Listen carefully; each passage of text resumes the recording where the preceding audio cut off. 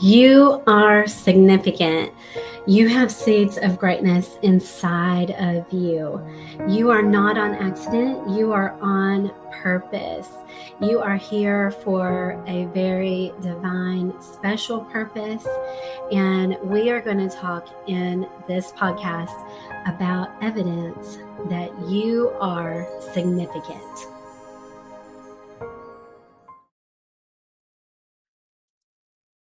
We are here with Lisa Humphrey today, and I'm super excited that we were able to connect. I met Lisa through Brooke Hemingway at one of her Align events, and it has just been wonderful to follow Lisa. I've really followed Lisa more online than in person, and her story is so inspiring. She's just a go getter all the way. So, welcome, Lisa, to You Are Significant podcast. Thank you so much for having me. I'm so excited to be here today. So, we're going to start like we normally do and let you share your story today. Yeah, awesome. Well, thank you. Yeah, so my story starts from like my earliest childhood memory, and I always have this memory of myself as being this like chubby kid, this chubby toddler that had all the rolls and the cheeks to go along with it. And that was all fun and cute being a little kid, but I also remember family members that would come and like pinch my cheeks or like squeeze my cheeks together and just tell me how chubby my cheeks were or how, you know, how chubby my thighs were. And like I took that with me through through schooling, through elementary school. And I was always one of the bigger kids in school. And, there was a lot of, I don't bullying is a strong word, but definitely some comments made about, how big I was and that, I was a little bit on the chunkier side. And then, as you kind of go through school, it gets a little bit meaner and, you're fat, you're ugly, you can't wear the clothes that we wear. And that was a big thing for me in middle school was that because I was a chunkier kid, I couldn't wear a lot of the clothes that my friends were wearing.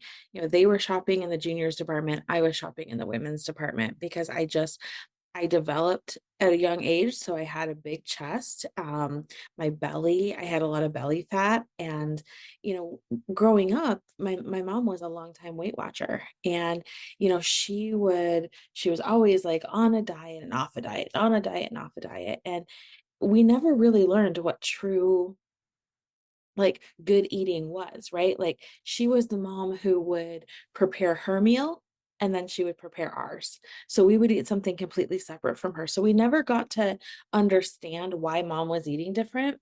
We just got to know that like whatever mom's eating, that was a punishment for her.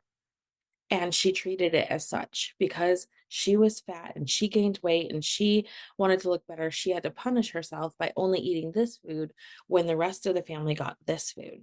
So, growing up, Mm. eating food that was healthy or smaller quantities or whatever, we deemed it to be really made us feel like it was a punishment because that's how my mom looked at it. And bless her, she did the best she could with, what she had. And but as, going through school and stuff, I danced. I never played any sports. I was a dancer, so I was in the studio a lot, but I still was a bigger girl. I was always like that stocky, broad shoulders girl. So I got to high school and oh my gosh, I always look back at my yearbook now and I'm like, if I could only be that fat, it's like what I thought in high school, right? But again, I was still one of the bigger girls. So like prom dresses looked different on me than they looked on my friends.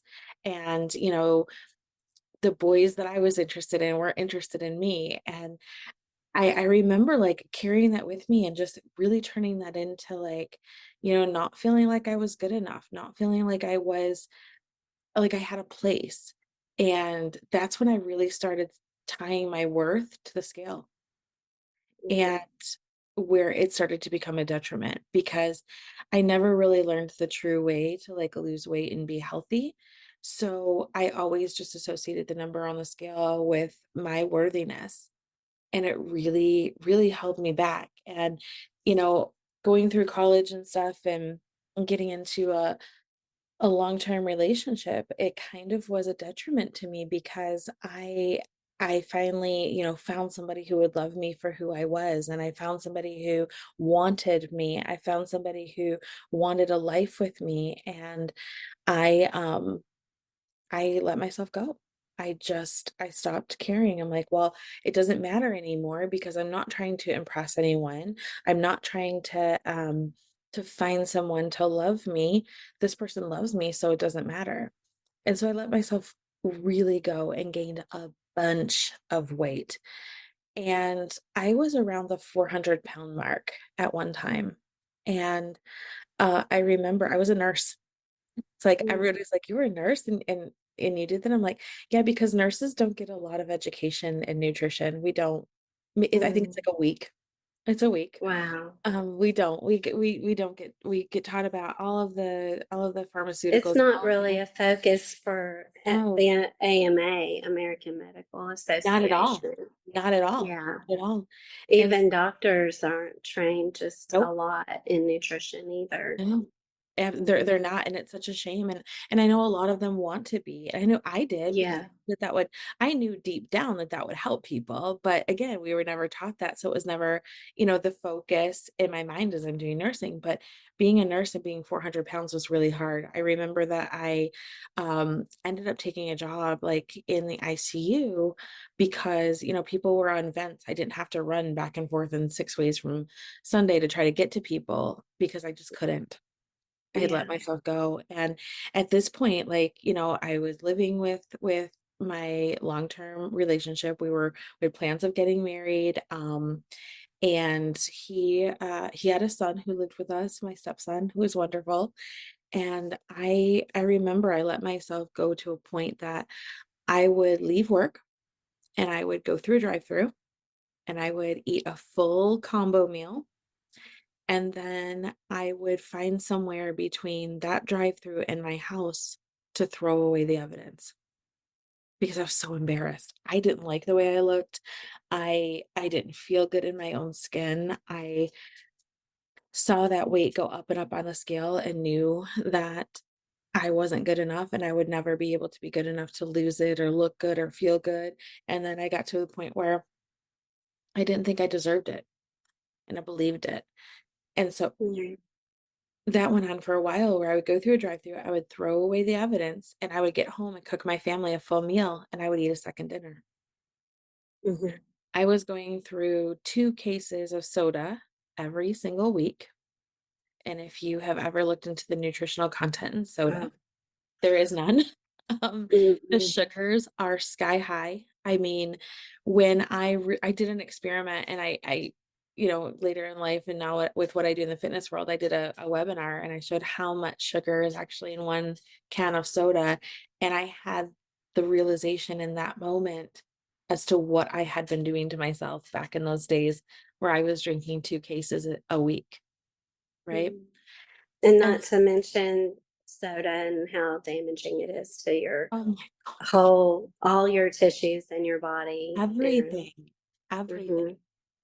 So I I just was eating poorly. I was a nurse on the midnight shift. I was eating double dinners. I was drinking 2 cases of soda a week. I wasn't sleeping. I wasn't taking care of myself, and things just started to get progressively worse. And I remember one day, it was a Sunday, I woke up in the morning and I'm like, I have a headache. And I wouldn't often get headaches, but this headache was different. And Mm. I'm like, huh, that's weird. I'm like, okay, well, maybe I've never had a migraine before. Maybe that's what this is. Because they say that it's really like you're sensitive to light and food and all of these other things. I'm like, okay, this is a migraine. So I said, hey, I have a migraine. I'm going to stay in bed all day. And so I was in bed all day and I would wake up periodically. And I'm like, my gut was like, there's something, this is not just a headache. There's something Mhm. wrong. And I would try to play it off because I was scared, but more so I was embarrassed. I'm like, Mhm. something's wrong. And I went throughout that day and it just kept getting worse and worse and worse. And my gut feeling kept getting worse and worse. I kept getting more scared, and I'm like, something's wrong with me. Something's really wrong with me. And Mm. so, too embarrassed to say anything to my family, I got up from bed and I told them that I was going to get a gallon of milk so that my stepson would have some milk for the morning to go to school. And instead of going to get milk, I drove to an urgent care. And I walked into the urgent care, and they immediately said, "You need to go to the emergency room. You're having a heart attack." I'm like, "What? Heart attack? Are you kidding me?" And they're like, "No, like there's something really seriously wrong with you. Like we're calling an ambulance. You cannot drive yourself." The ambulance came to pick me up from the urgent care, rushed me to the emergency room in the hospital in which I worked. And Oh, if you've ever been in an emergency room, which I hope you haven't, but if you have, you know that it's absolute chaos. There are people all around you. They're grabbing each limb, they're injecting, they're putting IV lines in, they're flashing lights in your eyes, they're sticking stickers all over you to monitor your health. And it's going really fast. And I'm hearing words like heart attack, stroke.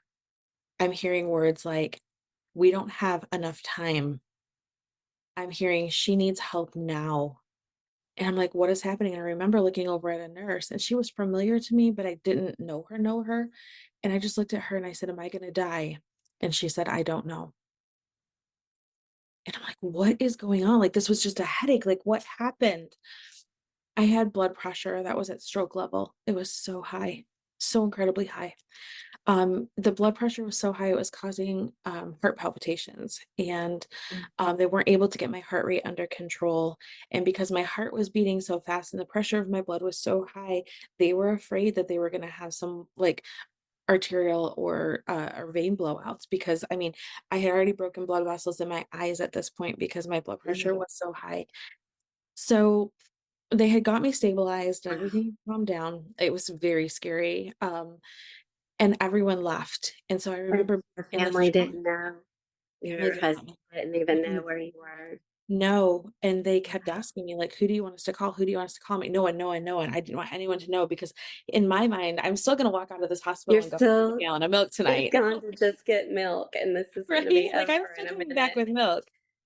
And so everything calmed down, and at this point, I kinda knew I wasn't going anywhere, and they were making some phone calls to, my significant other and whatnot. And I remember a doctor walked in and he sat on the edge of my bed and he said, "You're really lucky." He's like, "You should have died today." And he's like, "The only reason you didn't is because God was with you. It wasn't your time." He said, "But you were really, really close to dying." And he's like, "If you don't make a change today, you will be dead. You will be dead in 6 months." Mm, I'm like, "What do you mean?" He's like, "You need to change your life right now."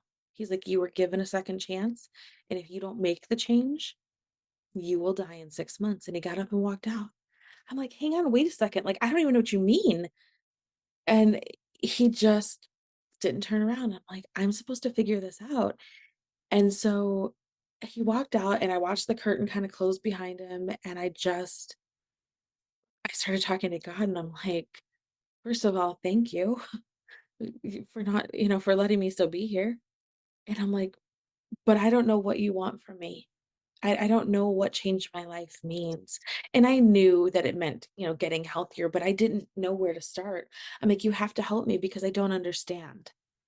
I was never a person who was in the gym. I watched my mom punish herself to eat healthy and lose weight. I didn't have a role model in my life that I could follow. And I didn't even know the first thing about where to start being as out of shape and as heavy as I was. They kept me overnight for observation and they let me go the next morning. And of course, I had to call into work and let them know I wasn't going to be there because I just spent the night in their emergency room, which was, again, very embarrassing and very shameful. I had a lot of shame and a lot of embarrassment around that. Um, and I remember going home and I knew that I had a choice to make. I knew I had a choice to make. It was either make the change in my life and get healthy and get my life back, or don't make a change and risk. God already saved me once. I already got a second chance. And so I knew in my heart that I needed to make the change in my life. Yeah. And I'm like, "Well, where do I start?" I'm like, "I'm gonna buy some apples." I remember that was the first thought that came to my head. I'm like, "It's Apples so are healthy. healthy. Apples a day keep the doctor away," right? That's right. So Apples a day keep the doctor away. so, like, I'm gonna buy some apples. I'm like, random, so random. But, Yeah. um, It was I where you were. It was a place to yeah, start, it was a place to and a start. place to start is really powerful in our Yeah, journey, no matter, where it is. I mean, yeah. that was a point of significance for you in your journey, It absolutely, absolutely was. and the fact that you did have a doctor that would come in and have a conversation with Mhm. you, I would say he was an angel. He was your Oh, angel in that moment. absolutely. He was passing that message through like, "This is your chance. This This is is your your chance." chance. Yeah. So, I remember I went to the grocery store and I bought what I thought was healthy. And I'm like, "Well, now I have to work out, and I don't know how to work out." I never played sports. I never went to a gym. I only knew how to dance, and there was no way I could do that at this point. And I'm like, "Wait, I remember. I hear walking is good for you." I'm like, I'm gonna walk. I'm gonna walk this weight off." And off I was. And my goal was I lived in a typical neighborhood. So like, mailboxes are evenly spread out. It was, square blocks you could walk. My goal was to walk to the neighbor's mailbox and back. That's where I was going to start. And I went out my front door and it took me 45 minutes to walk to my neighbor's mailbox. And I remember sitting down next to his mailbox and just sobbing. I'm Mm, like, how did I let myself get to this point where I can't even walk to the neighbor's mailbox? mm. I'm like, what did I do to myself? I vowed in that moment to never go through a drive-through and to never drink soda again. And Wow. That's I a huge commitment. it That's a is a huge huge commitment, but I knew that because, I mean, our lifestyle, you know, uh, we're on the go. addiction is a strong word, but we're Yeah, really addicted in our lifestyle to the convenience of that. And not to mention how addictive soda is, all the chemical the things it sugar. does in our brain. Like Yeah, soda addiction is real. And I don't know if you were, but to drink as much as you were, then that was going to be really hard for yeah, you to make that change. And because we're on a podcast, I just want to say, I want to encourage the listener to sit in the emotion of this. I just had tears just rolling down my face listening to Lisa's story. Can you hear me? yeah, I can hear you. Okay, your screen froze, so I wanted to make sure I wasn't frozen. But we have to sit in the emotions sometimes of where we're at. Like when you sat down by that mailbox and you just let the whole feeling of where you really were wash over you and just sit in the emotion of that. And that's a big part of coming out of denial in recovery language. You were in denial, you were in that stage of covering it up, and your significant other and his son, they didn't know. You were embarrassed for work coworkers to know. You were really just hiding everything as much as you could. And it goes back, it's not being a bad person when anyone listening, when we go through denial and we're in denial, it's not because we're a bad person. It's just because we believe, I got this. I got this. I got this. Mhm, And, that's just the mindset of, I got this. I got this a little longer. I can hang on to this mhm. situation and how it is and make it okay. One more day, one more hour.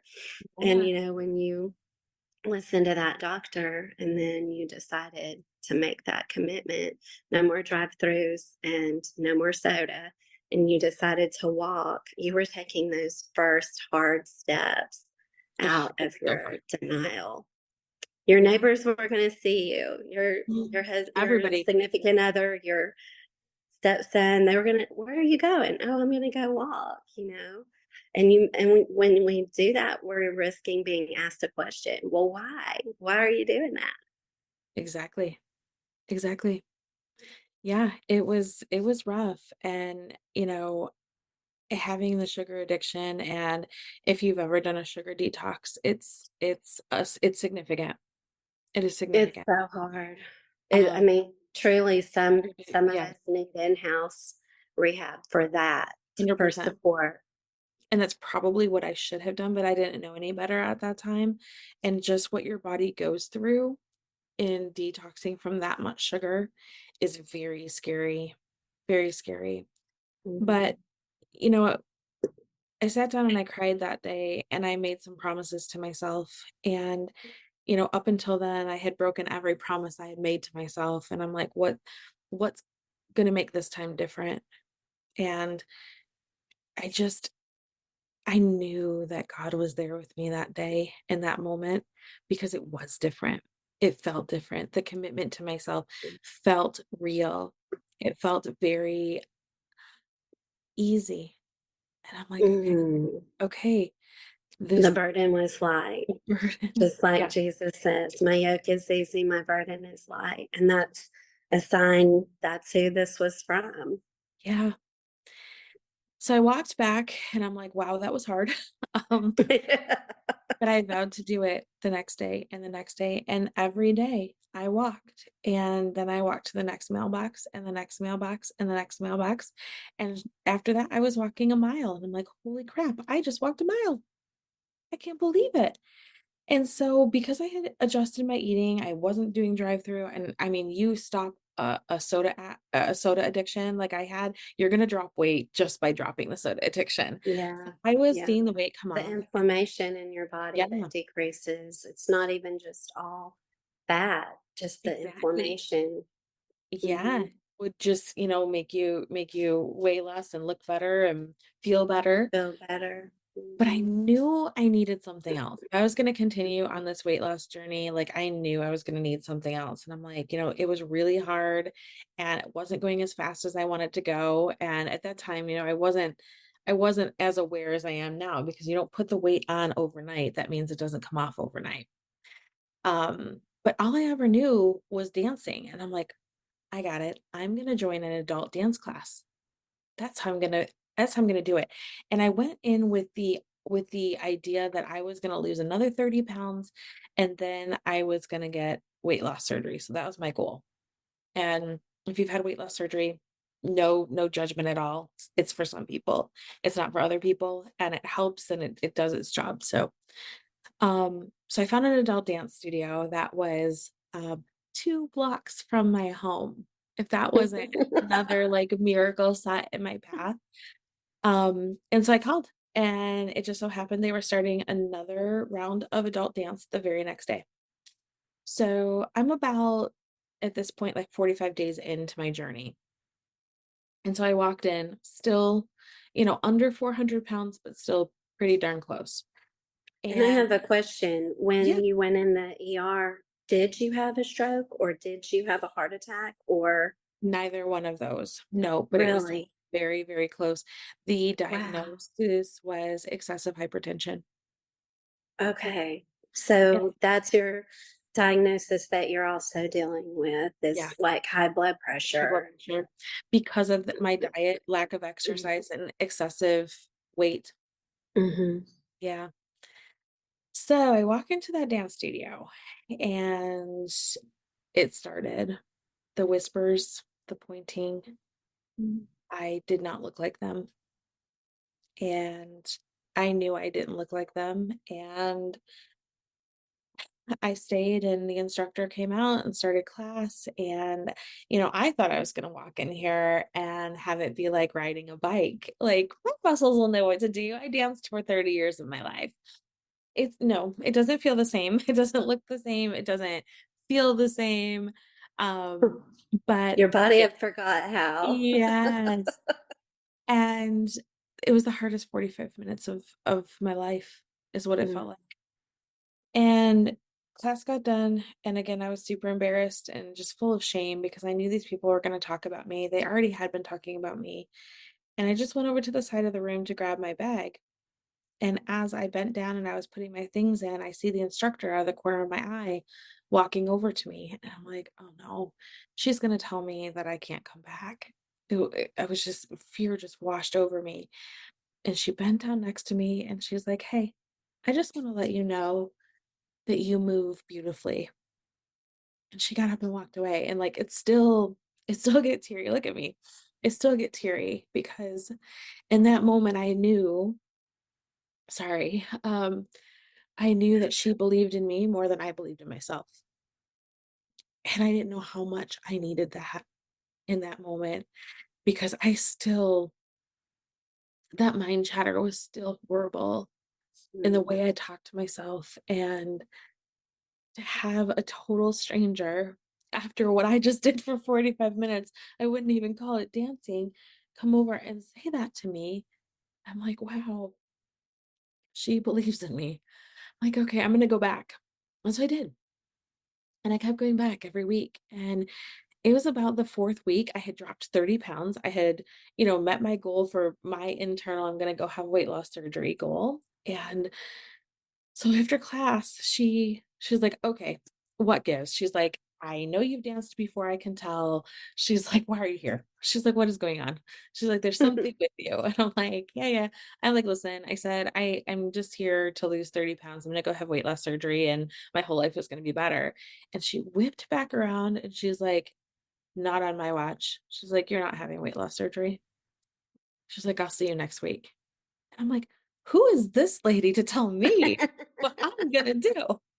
Right? And so the next week, I'm like, "I'm gonna show her I'm not going back." And I didn't.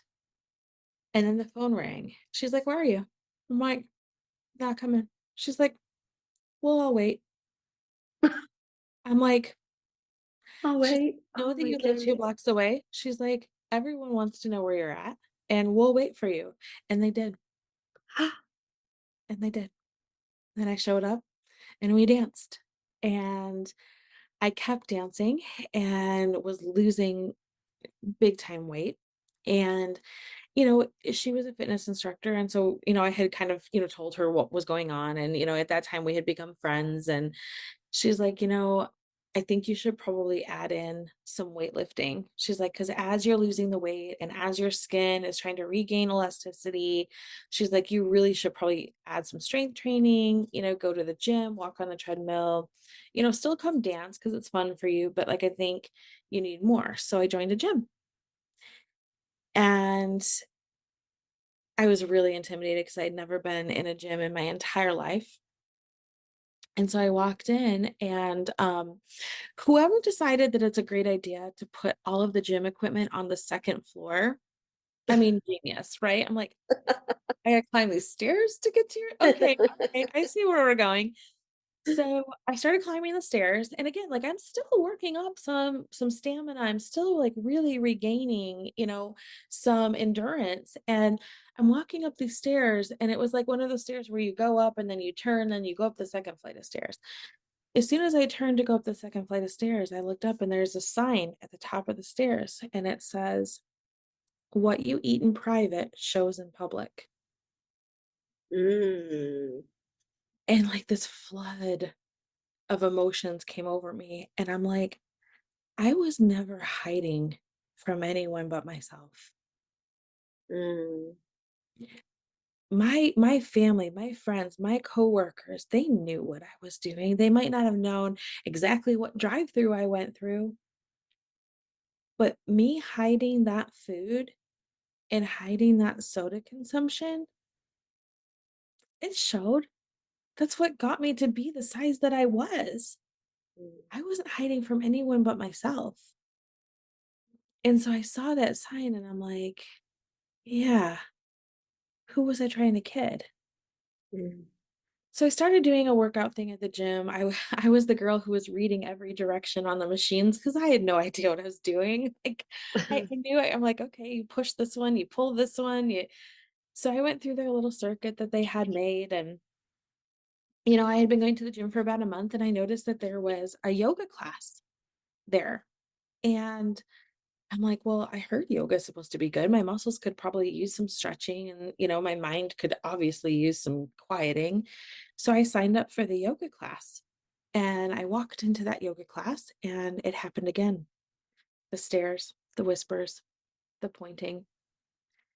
I watched the instructor walk in. I had already laid my mat down and I was sitting on my mat and I watched the instructor walk in and these ladies went over and they were all whispering to her and here she comes over to me. And she's like, "Hey, can I help you?" And I said, "Yeah, I'm just here to take your class. I'm really excited. I've never taken yoga before, and I'm really excited to be here today." And she's like, she's like, "Yeah, I'm gonna have to ask you to leave." And I'm like, "Oh, what? Like I signed up." And she's like, "I know." She's like, "You're just too big to be in my class. You're never gonna be able to do it." Like, what? What? She's like, "You're too big to be in my class." I was an embarrassment for her.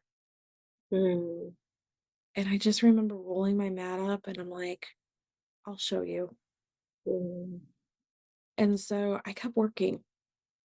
And when yoga didn't work out for me, I decided that I was going to take aqua Zumba. So I think you know what Zumba is, right? It's the Mhm. but this was in the water. And this was really helping my joints because at this point, my joints were like really, really brittle and really, really sore because they'd been carrying around so much weight for so many years. And so being in the pool and being able to do work out with, they have these like kind of like weights, but they're weights because they're floaty. They're almost like resistance dumbbells that you use in the water. So I was getting some form of Cool. resistance and strength training, right?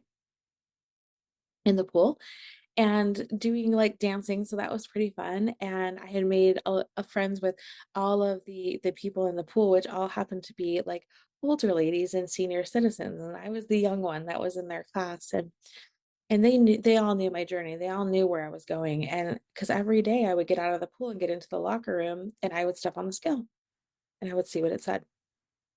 And there was one day I walked into the locker room and I got on the scale and the number was no longer a 3, it was a 2. Oh, I had lost over 100 pounds. wow. And it was so exciting. And I was able to celebrate with these ladies in the locker room. And it was just great. It just motivated me. And I was so excited to like tell people that I had lost 100 pounds. Mm. But my journey wasn't over. My mind chatter was still very negative. But I kept going to the gym. I kept going to my friends' classes. And by that time, she had opened her own fitness studio. So I was working out at her fitness studio plus the gym. And she had asked me to teach yoga for them. She's like, "We'll pay for your training, but I want you to teach yoga." And I'm like, "Absolutely not." I'm like, "Yoga is for jerks," because of the experience I had. I'm like, "I will never be a yoga Right. person." They didn't know what had happened, and I had filled them in, and they're like, "Oh my gosh, that's not what yoga is about at all. Like, we want you to teach yoga here for us because you know what it's like to do yoga with weight. You know what it's like to do yoga with a chest and with a belly." And both, my friend was very, very, like, short and skinny, she's a tiny little one, and her business partner was tall and skinny, so they had no idea what it was like to move in a body that wasn't that because 'cause they'd never known any different, and I'm like, "Yeah, I think I can. I wanna help other women know that it's okay, and they're Mhm. accepted, and that they can move in any body type." So I started doing yoga teacher training, was going to the gym, was doing my aqua Zumba, and was weighing myself every single day, and I just had a good feeling one day. I'm like, this is my day. Like, I feel like I'm gonna hit a milestone. And I ran into the locker room. And if you've ever been in a gym women's locker room, no one wears clothes because we do not wear clothes when we weigh ourselves because clothes weigh 500 pounds, That's right. take off my clothes and I step onto the scale and all of these ladies are around. And then it happened. The first number was a 1. It was 198.5. I broke the 200-pound mark. I'm crying. They're crying. Nobody has any clothes on. Such a scene, right? So I remember grabbing my towel and putting my towel back on, and I went over by my locker to start getting dressed. And I'm like, that wasn't true. That there's no way that could be true. I went over to the scale again, stepped on 198.5. Okay, yeah, it's true. Came back, started getting dressed. I gotta go check that again because there's no way that's real. There's no way I did that. I don't deserve that. I'm not worthy Mm. of having a healthy body and looking nice. Went over and did it again. And it was about 5 or 6 times before one of the ladies in the class said, "Stop. You've earned this. This is you. You made it. You did it." Like, it still makes me weepy. I remember that conversation with her. And again, she believed in me in that moment. I mean, there were all the facts in the world that I had done it.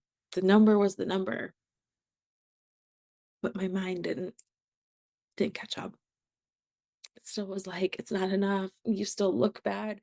You're gross. You're not good enough. You don't deserve this."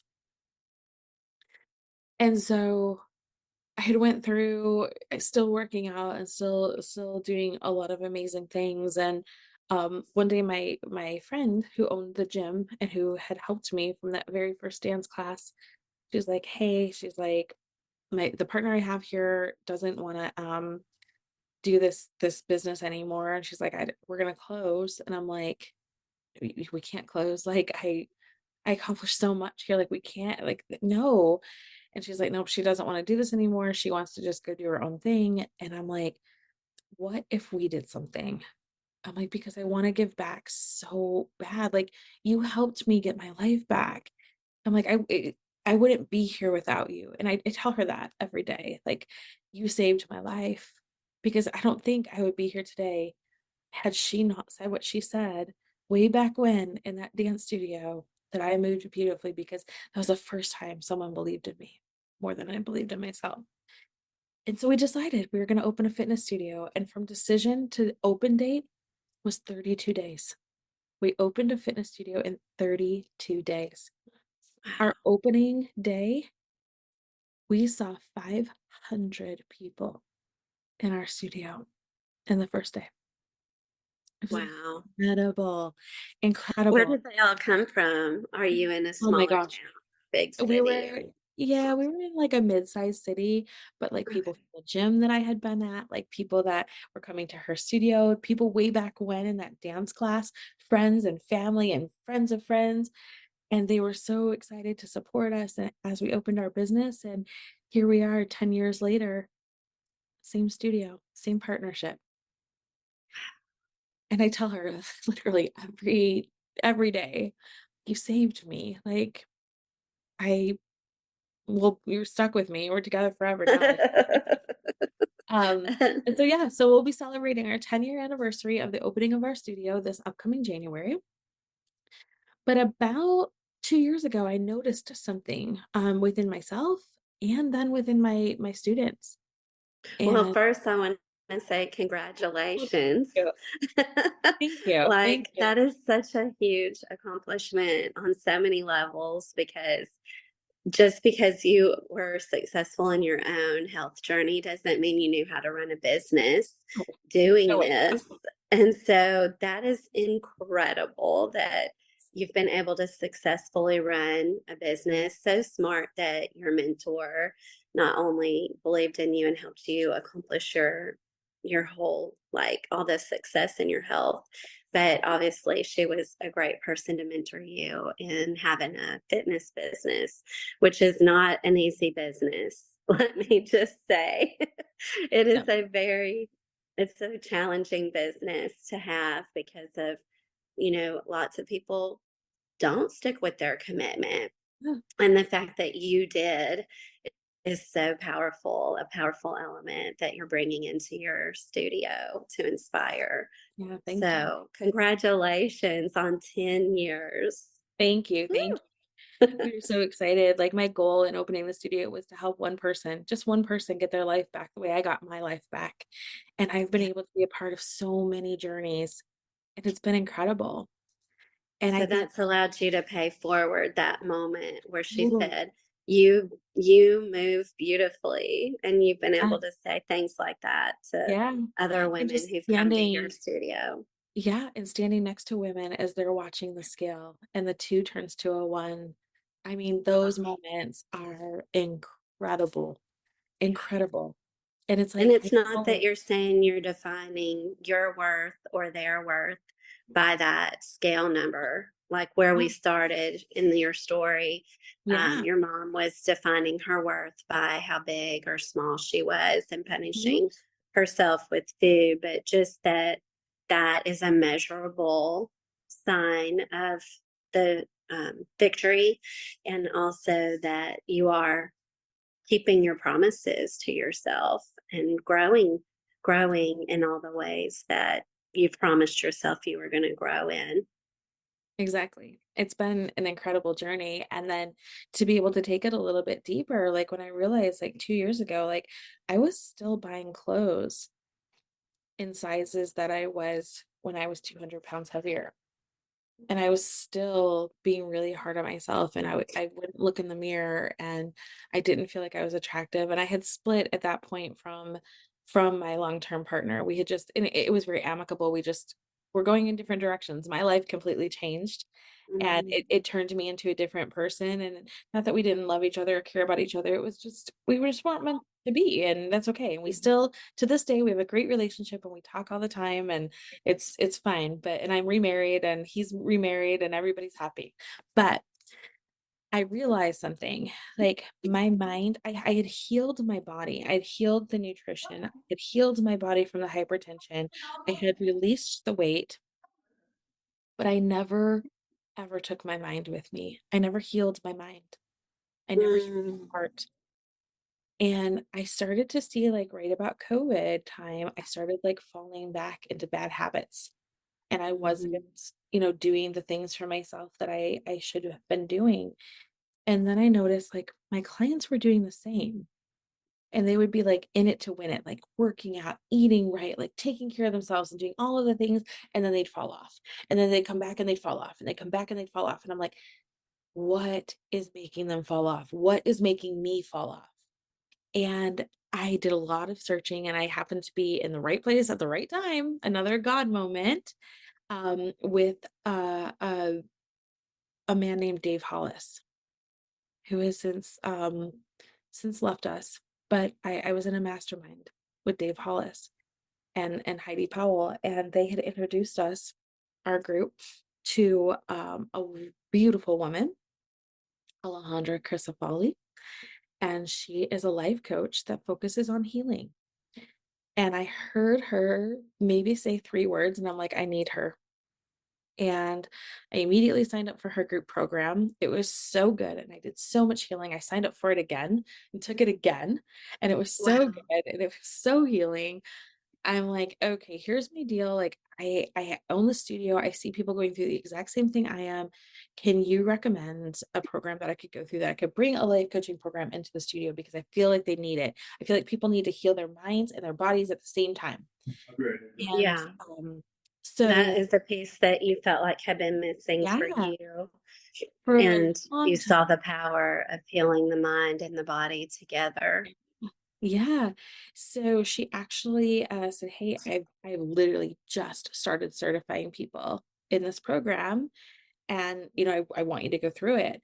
And so I did, and I got certified in her 180 method, and I started coaching that within the studio, and immediately saw huge differences in my clients. And then since, I have gotten into another business growth mastermind with Brooke Hemingway, who you mentioned at the beginning, how we kind of got connected. And Whoop.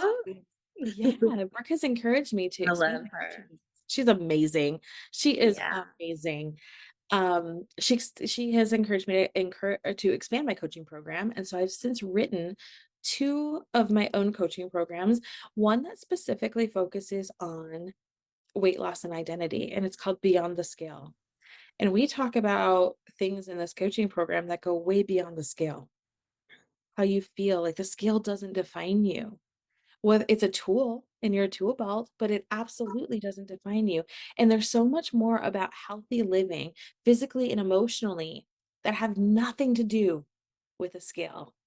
And so I'm taking people through a weight loss journey that's way beyond the scale. The second program I wrote is an unstuck program. It's called Unstuck Yourself. And it's the top 12 ways that women get stuck in their life and are unable to move forward. And so we talk about those topics, we break them down, and we help propel them forward. in life. And I also obviously coach the 180 method. And so I'm excited to have, all of these different tools in my toolbox to help women know that there is always a way. When you partner with God, there's always a way. And if you keep your eyes open, he'll show you. And if you don't look, he'll make sure you see. He'll throw your butt in an emergency room and be like, listen. Wake So up. Wake up. Wake exactly, exactly. up.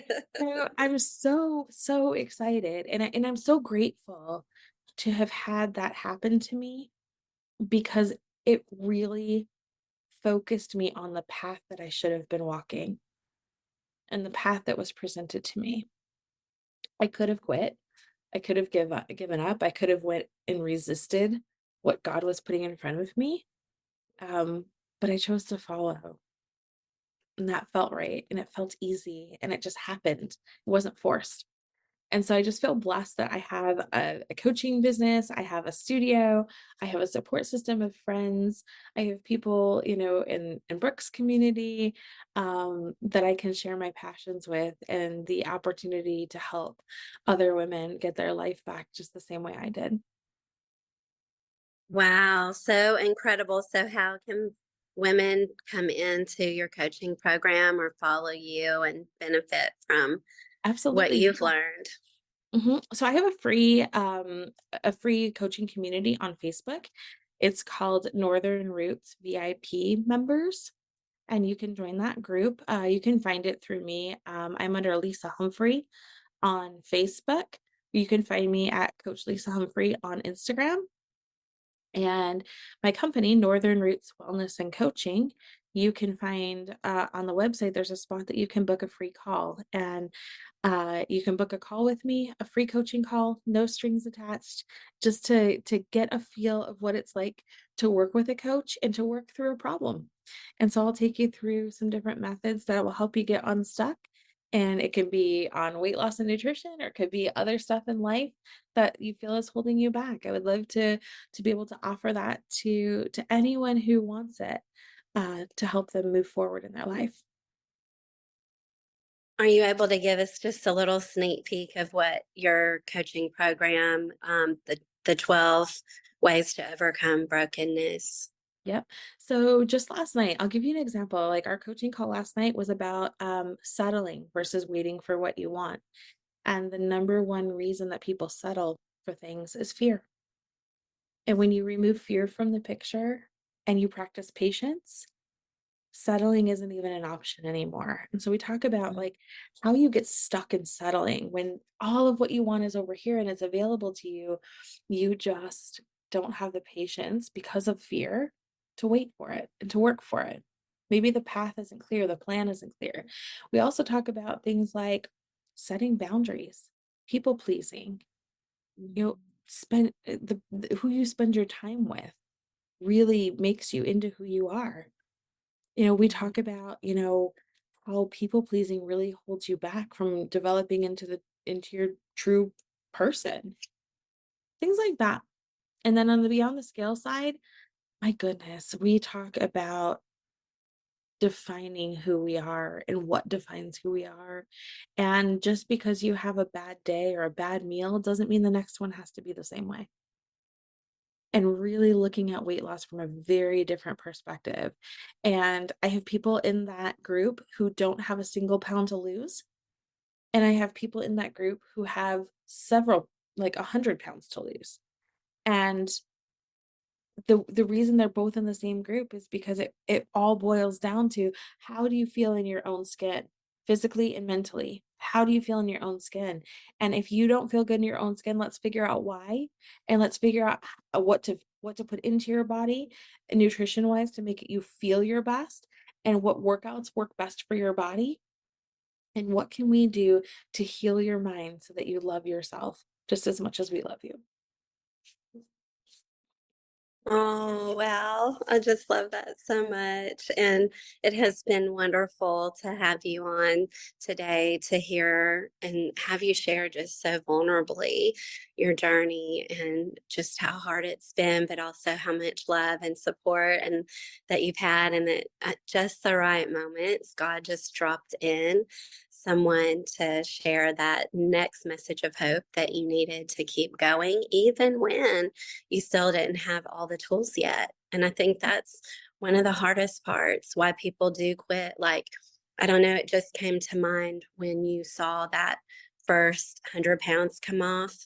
It would have been easy for you to say, I lost 100 pounds, and then let that be your license to slip back into, well, I'm going to let myself have a soda a day, or I'm going to let myself do this, little piece of bad behavior, um, not judging anyone, but just looking at what you had done that helped you succeed to say, oh, well, now I can do a little bit of that again. And, I think that's one of the things that makes it hard to continue to progress Yeah. is continually eliminating the bad habits that got you where you were and that stayed in the emergency room to, it's a fine line, right? It's a fine line between what helps you continue to make progress and then what it would be to slip and start slipping. And Yeah. it's so easy to play let those mind games like, it won't matter if I do it tonight. If Mhm. for me, night eating has been one of my biggest struggles to overcome. I do really, really good in the day normally, but then at night, just because of, you know, being a little more tired, and I don't know, it's just something about the nighttime, like you said, you feel like nobody will notice or it's okay because I'm having dinner with my family. I can eat more. We're all still sitting down. Like it's just all these mind games that we deal with as humans that I admire you so much that you stayed on your journey and you kept seeing results, and you didn't allow yourself to slip back in even without having done the 180 till more towards the end Mhm. of your journey. That is incredible and such a testament to what a strong woman you are, and also that God was with you all along the way. Yeah. So, thank you so much, Thank Lisa. you. I look forward to staying in touch. Absolutely. Thank you. Take care. Bye bye. Bye. Thank you for listening to You Are Significant. Please leave us a review. Please leave comments, give us a like, and share this out. We appreciate you here on You Are Significant, and I cannot wait till next time to spend time with you.